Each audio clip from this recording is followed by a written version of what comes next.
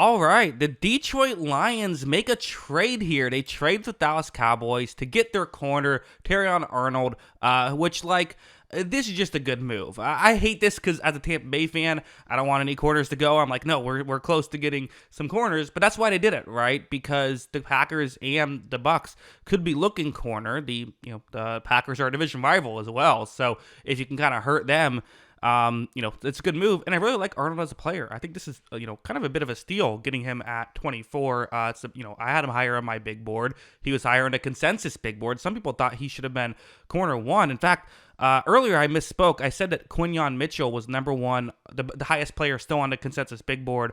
That was when he was drafted. That was wrong. Arnold was actually number 11 on the consensus big board. He goes at 24. So for the Lions, why not trade up and get a corner, which they could desperately use? Don't get me wrong, there is options at the corner position for them.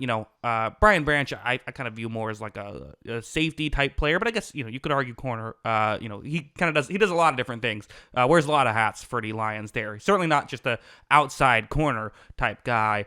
So you added Carlton Davis, you added kind of some depth pieces there, but getting a guy who could hopefully come in and play well right away. I do think Arnold could play well right away. I do think he has potential to be like a day one contributor, which is not a lot of guys can do. So I kind of understand why they might want to add him to the roster. So yeah, let's just talk about what I think he brings to the table. Why I like this pick so much. I like all the picks. It's kind of boring.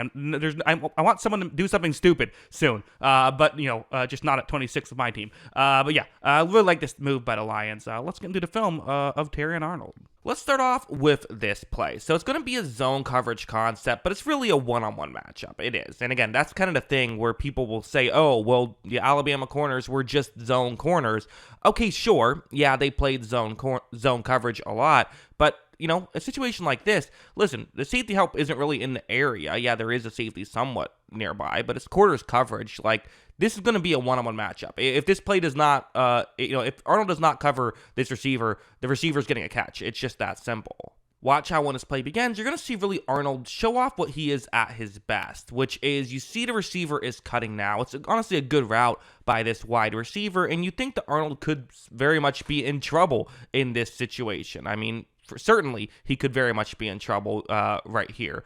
But I think that the benefit of Arnold, because the critique is, oh, well, there's faster corners. Okay, sure. But the benefit is, speed doesn't tend to matter too much when you're not giving up any separation. And look at how he cuts so well, and he's able to defend when that ball gets there so well that there's no way for it to be a completion whatsoever. So these are the benefits that you see from Arnold.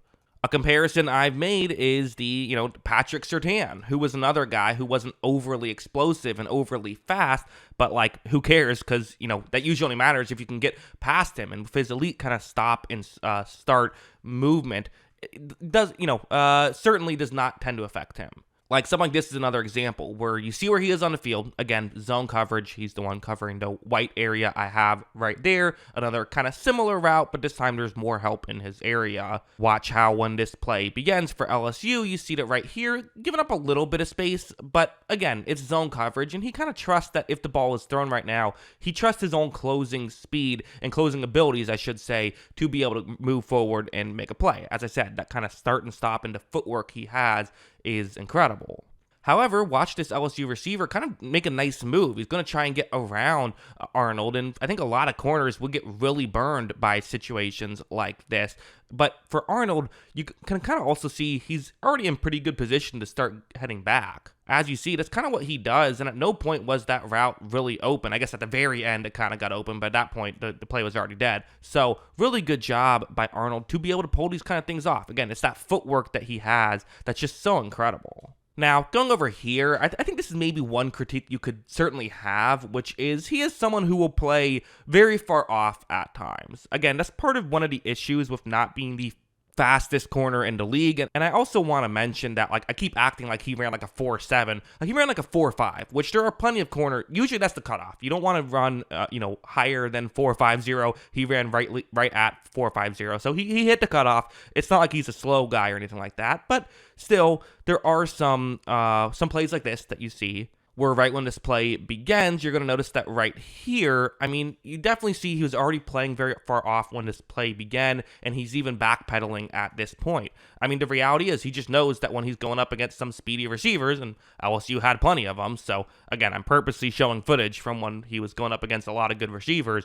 You see him definitely respecting the, a chance of getting beat deep, and here's the issue of something like that. Watch when the receiver actually cuts over the middle, there was a window. The ball didn't go there, but still, that's the criticism, that's the concern. Is it a massive concern? No, of course it's not a massive concern. I don't even know if, how big of a concern it is, but it is something that, I would consider to be a negative. Very often for corners, speed is almost a get out of jail free card. If you get a step behind, you can sometimes make up that step. Arnold might not have that. Arnold might give up a little bit underneath, which can create some issues, but I don't think it's going to be a massive issue at the NFL level. I really don't.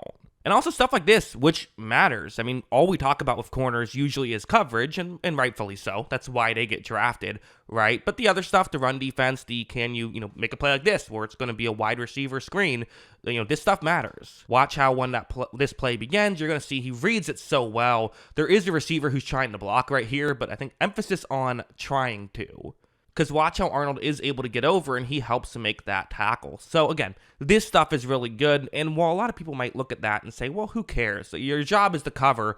Well, the issue is, yes, typically there aren't a lot of opportunities like this for a corner, but if a corner is bad at this stuff, you'll see teams really exploit it and do a lot of screen passes in that area, do a lot of, runs in that area. Like, you have to be able to help out in run defense. You have to be able to help out in wide receiver screens from time to time. You just can't be bad at it, and he's actively good at it. So yeah, as a whole, really good stop and start, really good footwork, really good ball skills. It's just I think that he's not quite as fast as some other guys, which is a negative. That's my only negative. But even for me, someone who really values speed, I'm still very high on Arnold and think he'll be a really good player. So yeah, those are kind of all of my thoughts. What are yours? Let me know in the comments below.